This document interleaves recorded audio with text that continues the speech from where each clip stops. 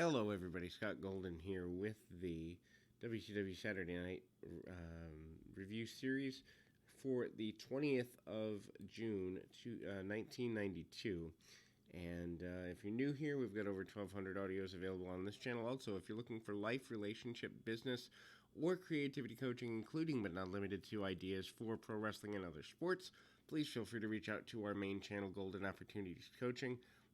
We've got a lot of cool stuff there, and I'd love to have you as a client if that's something you're interested in. In any event, this is the night of Beach Blast 92, one of my favorite pay-per-views.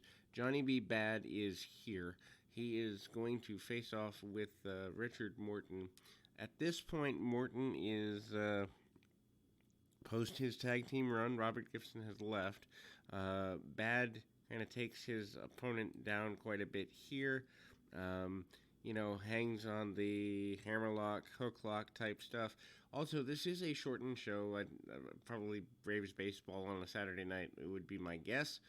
And also, shortened show could be because of the pay-per-view. Anyway, Johnny B. Bad takes him down with arm bars, arm locks, drop toe holds, and Morton tries to turn him around. Very basic match, although Bad showing that he has some growing knowledge of wrestling, hip tosses, body slams, and the like. Nothing really to write home about, but at the same time, nothing horribly offensive either. Uses the body slam a few too many times, and again, we kind of see Johnny go to town. Morton comes over, cuts him off at a weird timing, and then the punch by Johnny B. Bad gets the victory for him after after that run. And then we go to another match pretty quickly. This time, the Steiner brothers in an enhancement talent match. Bob Cook and John Peterson are the adversaries for the day. Rick and Scott Steiner, of course, right around the beginning of their feud with the team of Doc and Gordy within the next few weeks here, which is pretty amazing. Clothesline, Steiner lines by Rick Steiner. Scott Steiner starts the match, doesn't do anything too aggressive in the opening bout, or opening moments of the bout. Then we kind of see some cutoffs, really basic stuff. Eventually, about 3 minutes through, we see the Frankensteiner and the victory. And Dusty Rhodes interviews the Steiners, says they're the best in the world, they wrestle in Japan, they wrestle here, and they're going to prove that they belong wherever they go. Scott Allen in an enhancement match is up next here. Cactus Jack is his opponent. Cactus Jack, of course, on this particular occasion, going to face off with Sting on this particular night. My favorite match of his. Cactus goes for some brawling stuff. Manages to go outside and hit or looks like he's going to stomp to hit the apron elbow. Doesn't hit it right at first, goes back outside, pulls the guy back in, and brings him in with a suplex over the top, and kind of turned it into what would be kind of a predecessor to a jackhammer, oddly enough. Jack, doing more brawling, punch kick, drop kicks, and the like, basic stuff. I don't know that this was the best enhancement match he could have had on the night of a pay-per-view. I would have put him in there with somebody who might have been a little bit better. Bumper post-match, Jack throws him to the outside and does the diving elbow from the second rope on the outside to the floor. Then we go to a Beach Blast promo deal. The headbutting of the crate from last week is there.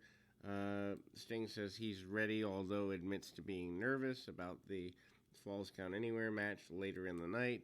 They go back and re-show Nikita Koloff refusing to be part of the Dangerous Alliance, telling Rick Rude where to go, or telling Medusa where to go through Rick Rude more accurately, and that kind of continues. Then we continue to see some highlights this time of a Steve Austin and Barry Windham confrontation. Of course, they've been going back and forth on all the programs over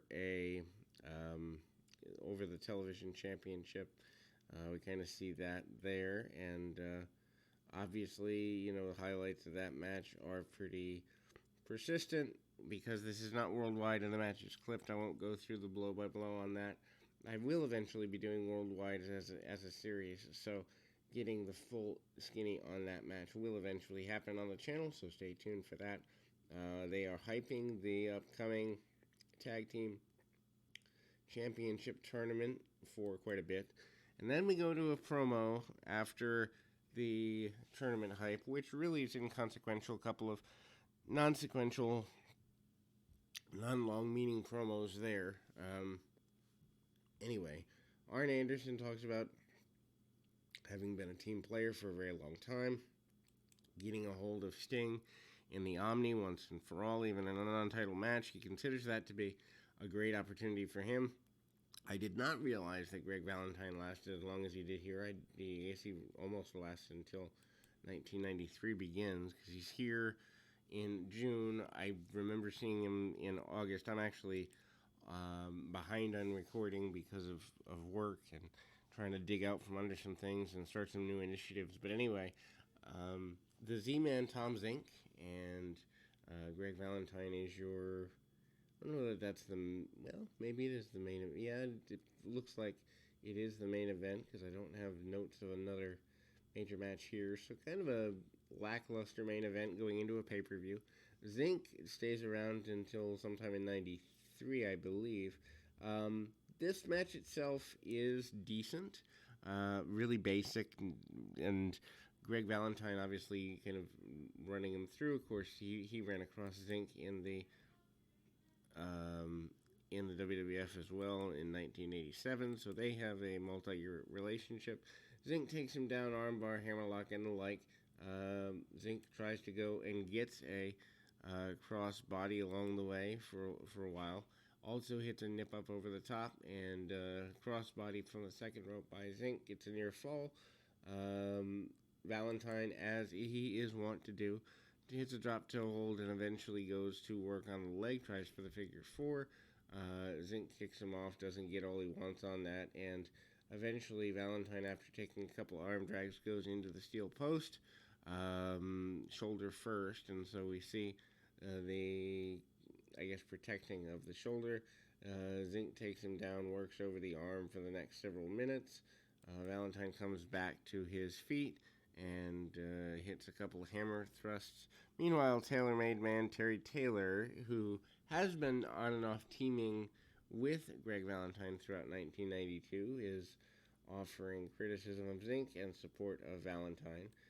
Valentine continues to brawl, and with about 6 minutes left in the program, hits a nice gut-wrench suplex, double underarm butterfly suplex, that gets him an advantage for the foreseeable future. Valentine then hits a couple of more shots, including but not limited to a shoulder breaker. It takes Zink to the top rope. Zink manages to hit a body slide for near fall.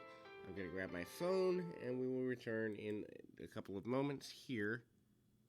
Then ultimately we see, Zink take over a little bit more, and the match kind of breaks down into a little bit more of a brawl towards the end with Zink taking over. Obviously Valentine being the veteran. Big back body drop by Zink. Zink still is a guy who I think both national companies missed the boat on in a couple of ways. Understandably so, because of some of his behavioral challenges and issues, but dropkick under the chin by Zink and right near the ropes, and so Valentine is able to grab the rope and beg off from more of an assault.